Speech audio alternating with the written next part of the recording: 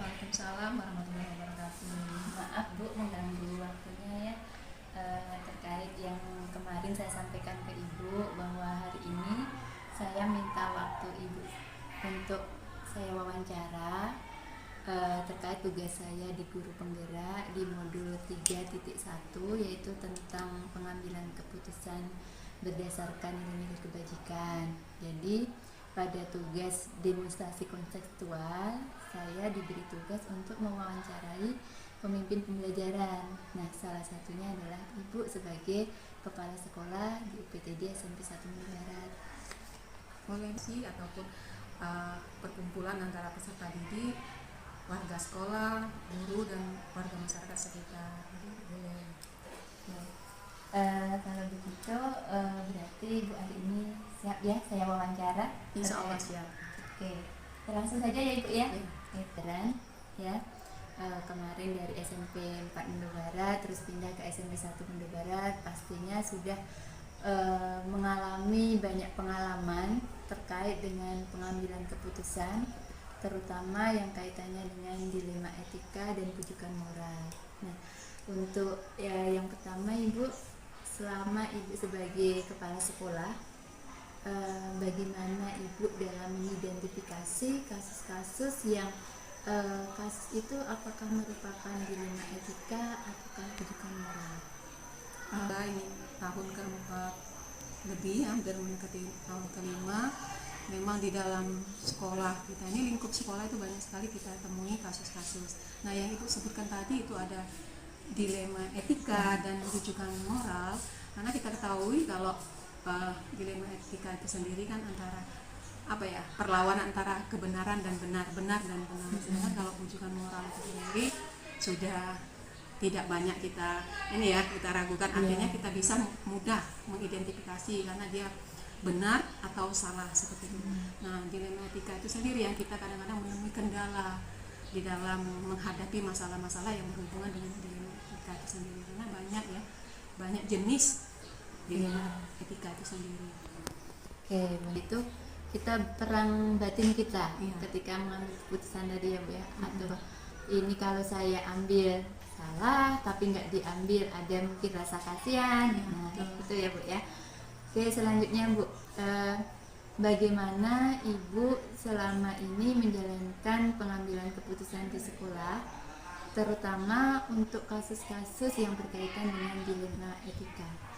Kan banyak ya, beragam seperti itu. Nah, yang penting dalam kita menyelesaikan itu ada beberapa hal yang harus kita perhatikan. Pertama, kita melihat dulu, kita mencari dulu, mengidentifikasi etika apa, etika apa yang di dalam dilema tersebut.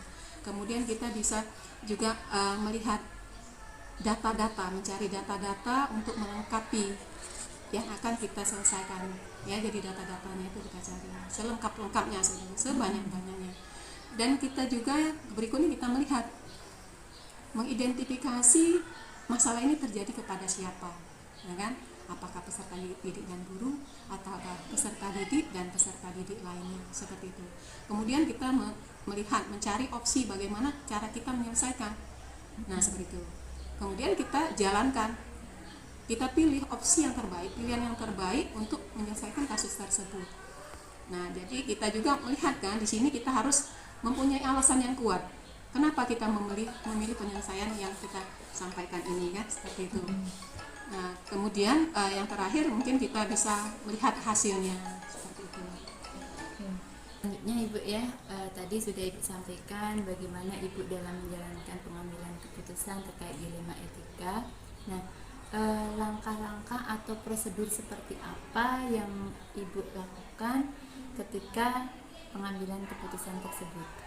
Baiklah Bu, dilema etika itu sendiri kita harus memenuhi dulu beberapa hal yang harus wajib kita laksanakan sehingga kita akan menemukan solusi yang terbaik pada akhir sebuah kasus. Tadi seperti yang saya sampaikan, pertama tadi kita melihat dulu yang terjadi itu dilema etika itu apa, apa yang menjadi dilemanya, etika apa yang menjadi kasus. Kemudian tadi kita melihat data-data ataupun hal-hal yang terkait dengan kejadian tersebut. Misalnya di mana kejadiannya, apa yang menyebabkan, ya, di siapa saja. Nah, seperti itu. Kemudian kita melihat tadi yang ke siapa tadi itu kita identifikasi dulu. Ini siapa saja yang terlibat, memangku apa saja, apakah ini antara peserta didik dan guru ataukah guru dengan orang tua, seperti itu. Jadi kita harus memahami dulu, kemudian kita cari apa yang sebaiknya menjadi solusi ataupun cara yang kita gunakan untuk menyelesaikan kasus tersebut, sehingga nanti kita punya keyakinan bahwasanya apa yang kita lakukan itu benar dan akan istilahnya apa ya, akan kita cari hasil yang terbaik, seperti itu. Nah, jadi situlah nanti kan kita usahakan hal-hal tersebut kita penuhi. Ibu melakukan inti dari kasus itu apa, terus siapa saja yang terlibat, sehingga nantinya Ibu dalam mengambil keputusan itu bisa mengambil keputusan yang terbaik. Nah, tentang prosedur tadi yang sudah Ibu lakukan, menurut Ibu hal apa saja yang selama ini Ibu anggap efektif untuk pengambilan keputusan yang terkait dengan kasus-kasus dilema etika tadi?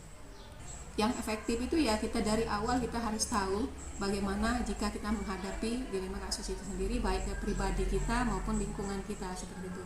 Kita akan melihat terlebih dahulu apa yang menjadi masalah, apa yang menjadi etika apa yang di sini. Apakah di sini tentang kejujuran, kesetiaan, ya, ataukah tentang rasa tanggung jawab, kan seperti itu. Karena dilema etika itu sendiri kan banyak bermacam-macam ya. Namun dia di sini tentang nilai kebajikan yang Ibu sampaikan tadi, walaupun kadang-kadang itu tidak dibolehkan, seperti itu. Jadi kita harus membuat, memang mendata apa yang harus kita ketahui, data-data yang lengkap, kemudian kita akan memilih opsi-opsi apa yang akan kita lakukan, seperti itu, agar kasus ini bisa diselesaikan dengan baik. Dan juga kita melihat pemangku kepentingan yang mana saja yang terlibat. Kenapa? Karena keputusan yang akan kita buat ini nanti akan berimbas kepada pihak-pihak terkait kepada kasus itu sendiri. Nah, jadi seperti itu. Jadi kita berusaha mencari memang solusi yang akan menghasilkan hal yang terbaik. Jadi seperti itu. Jadi memang sudah runut ya, sudah runtut langkah-langkahnya sampai Ibu bagaimana cara cari solusi yang terbaik tadi. Nah, selanjutnya Ibu, tantangan apa yang Ibu hadapi ketika Ibu melakukan pengambilan keputusan dilema etika ini? Pastinya ada tantangannya. Apa itu tantangan dari dalam maupun dari luar? Kita sendiri. Kenapa? Di sini memang kita itu mencari kebajikan, nilai kebajikan. Namun kadang-kadang apa yang akan kita lakukan walaupun itu benar itu tidak sesuai dengan apa yang kita inginkan. Contohnya misalnya kita di dalam hal-hal untuk memperoleh nilai yang bagus, ya, untuk peserta didik kita. Kita kan tidak boleh istilahnya dengan cara yang apa ya? Secepat kilat, seperti instan, tidak boleh seperti itu. Dan juga misalnya seperti ini, kita melihat kejadian-kejadian itu ya kita harus melihat dari sisi mana saja, kepentingan mana saja, seperti itu. Kenapa? Karena di peserta didik itu tidak semua berasal dari aspek yang sama, ya, baik kepribadian, ya kan, artinya lingkup yang berbeda, kan seperti itu. Nah, jadi kita harus melihat hal-hal tersebut yang memang harus kita tidak boleh kita lupakan, artinya poin-poin penting dalam mengambil keputusan itu sendiri. Oke. Dengan pengambilan keputusan dilema etika yang sudah Ibu lakukan di sekolah Ibu, apakah yang pertama ada jadwal? Jadi apakah Ibu membuat sebuah jadwal untuk penyelesaian kasus dilema etika? Terus yang kedua, apakah Ibu ketika mengalami kasus dilema etika tadi apakah langsung menyelesaikan di tempat itu? Terus eh, atau memiliki sebuah jadwal yang jadwal itu nanti bisa berupa terkait langkah-langkah yang akan ibu lakukan. Baiklah Bu, otomatis kita ada aturan, baik itu aturan dari pusat dijabarkan ke daerah. Namun sekolah juga mempunyai aturan tersendiri. Jadi sebelum kita ambil langkah dalam menyelesaikan sebuah kasus dilema etika itu sendiri, kita akan mengacu pada tata tertib yang kita punya di sekolah.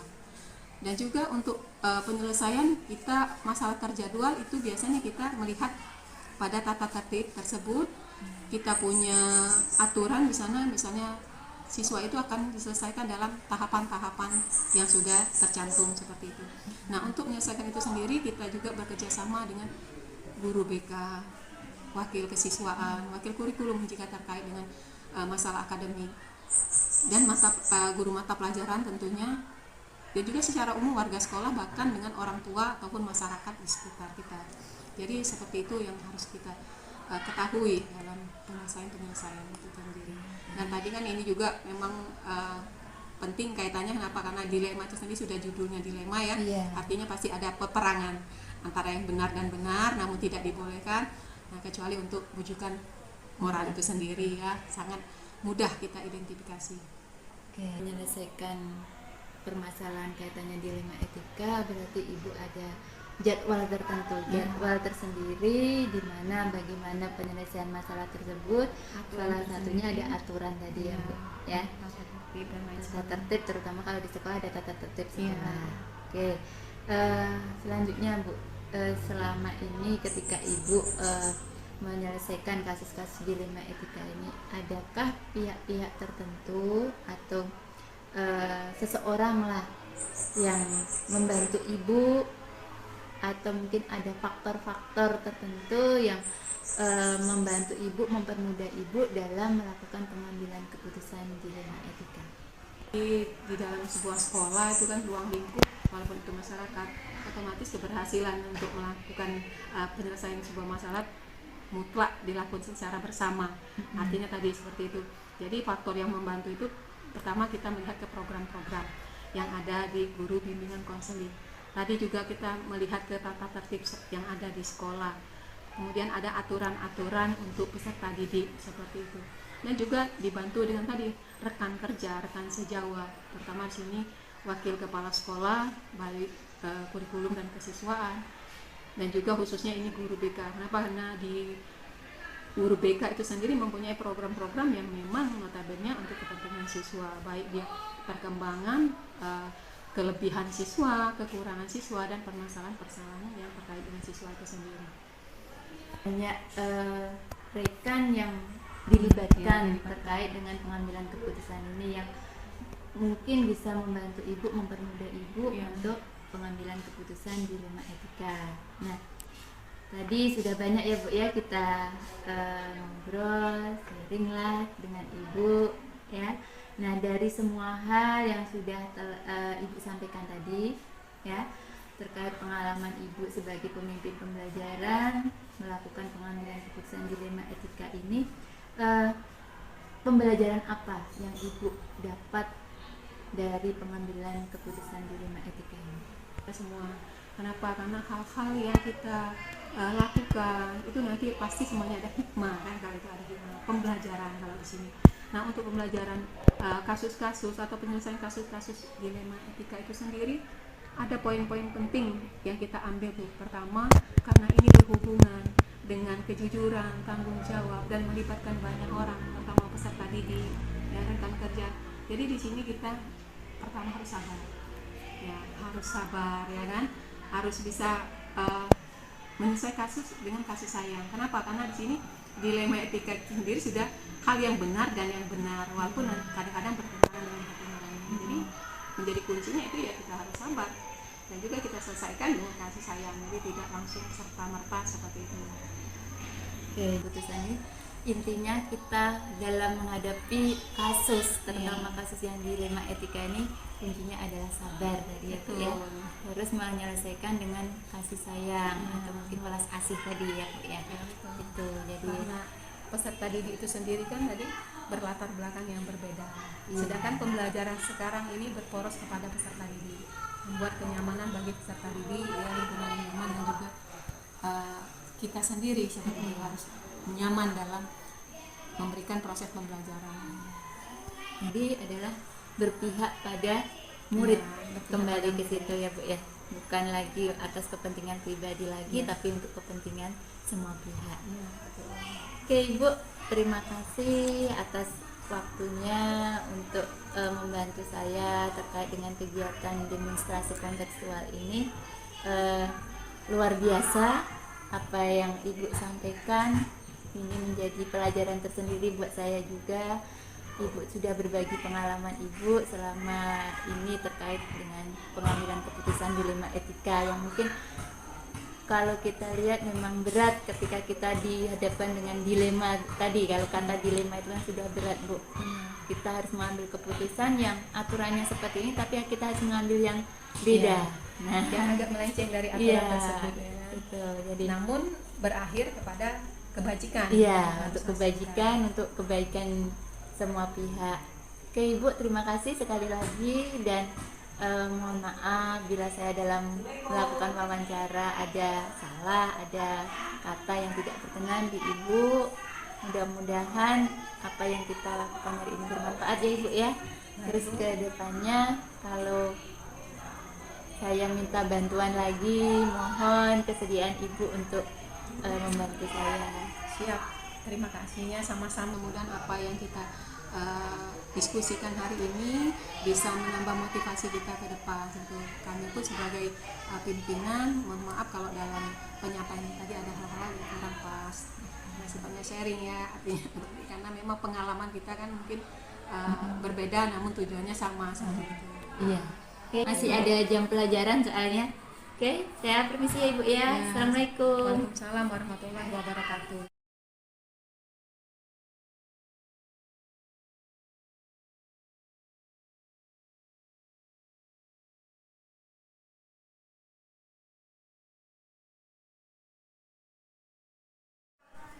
Assalamualaikum Mbak Yaina. Waalaikumsalam Bu Nuryani. Ya, maaf Pak mengganggu waktunya terkait dengan saya menghubungi Bapak kemarin bahwa pada hari ini saya minta waktu Bapak sebentar untuk membantu saya terkait dengan tugas di modul 3 guru penggerak. Kebetulan saya mengikuti guru penggerak Pak Yaina. Jadi di modul 3 itu tentang pengambilan keputusan berdasarkan nilai-nilai kebajikan. Nah, ada bagian tugas demonstrasi kontekstual itu meminta saya untuk mewawancarai pemimpin pembelajaran. Nah, salah satunya saya ingin minta bantuan Pak Zainal untuk saya wawancara terkait dengan tugas demonstrasi kontekstual saya tadi. Nah, kira-kira apakah Pak Zainal hari ini sudah siap untuk saya minta bantuannya untuk saya wawancara? Insya Allah siap. Insya Allah siap ya Pak ya. Oke, kalau Bapak siap berarti langsung saja ya Pak ya, biar lebih cepat. Iya, iya. Iya. Terkait dengan pengambilan keputusan berdasarkan nilai-nilai kebajikan tadi,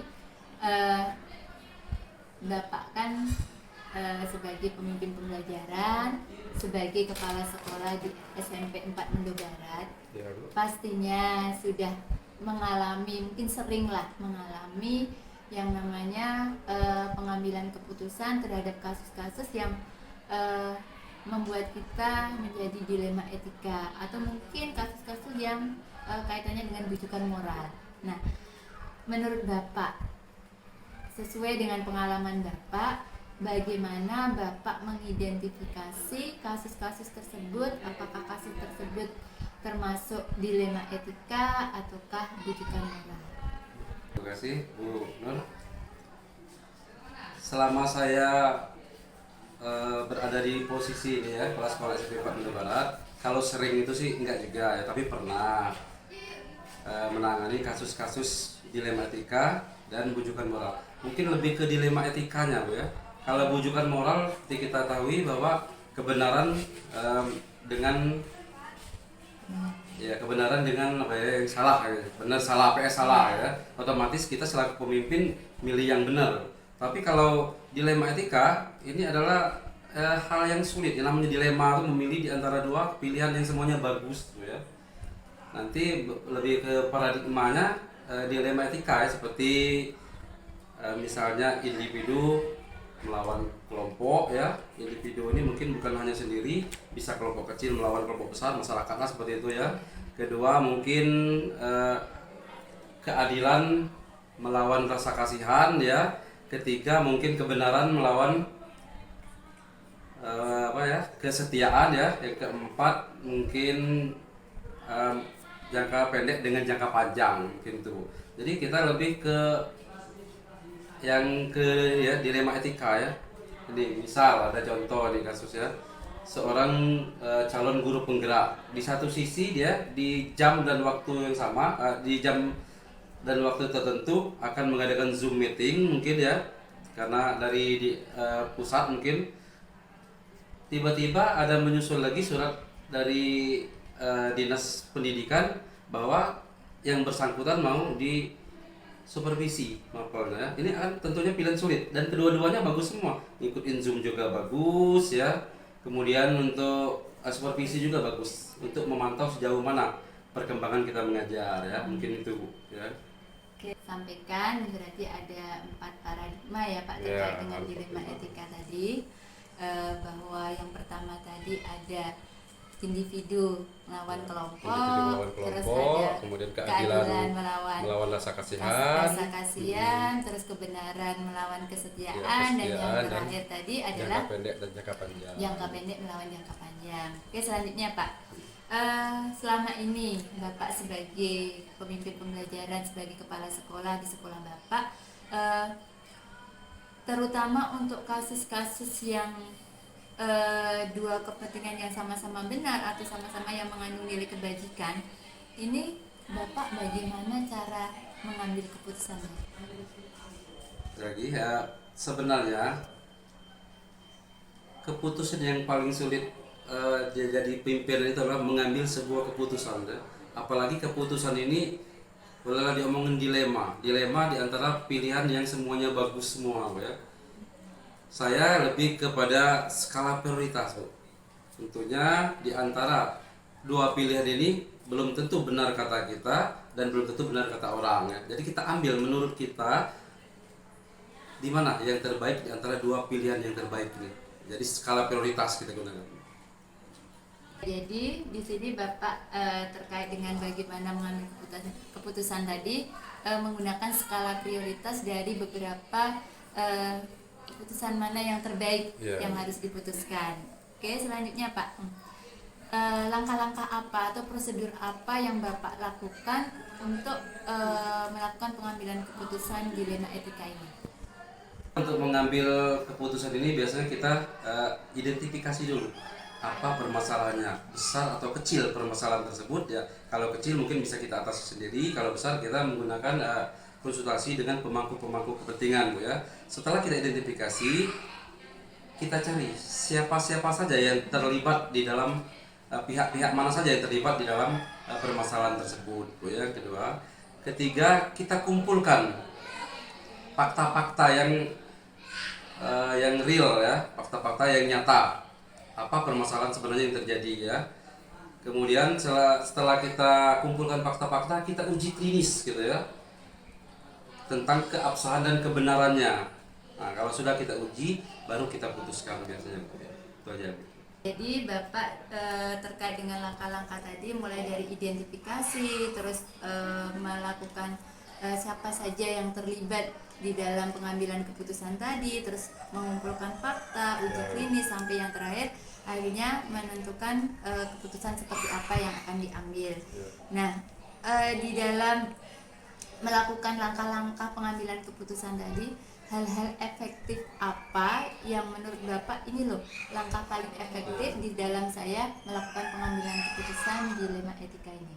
Ada dua langkah ya untuk yang efektif. Yang pertama, kita dalam mengambil sebuah keputusan pastinya tidak boleh terburu-buru ya. Kita lihat dulu ya, tadi kita identifikasi dulu seperti yang saya sampaikan tadi. Setelah kita identifikasi, kita cari siapa-siapa saja atau pihak-pihak mana saja yang terlibat di dalam permasalahan tersebut ya. Kemudian kita kumpulkan bukti-bukti yang nyata ya. Setelah itu kita uji klinis. Setelah kita uji baru kita simpulkan. Nah, itu yang pertama. Intinya kita tidak boleh terburu-buru dalam mengambil sebuah keputusan. Kemudian kita lihat juga permasalahannya, kecil atau besar permasalahannya.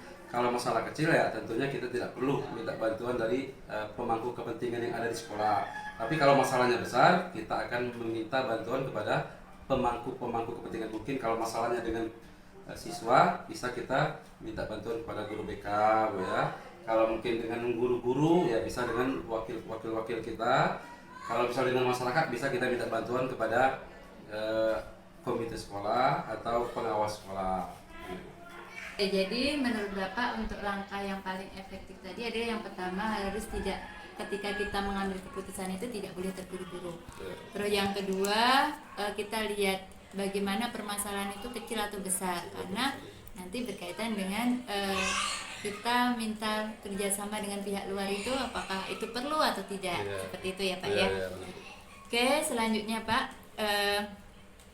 pastinya dalam Bapak mengambil keputusan yang kaitannya dengan dilema etika tadi pasti punya tantangan.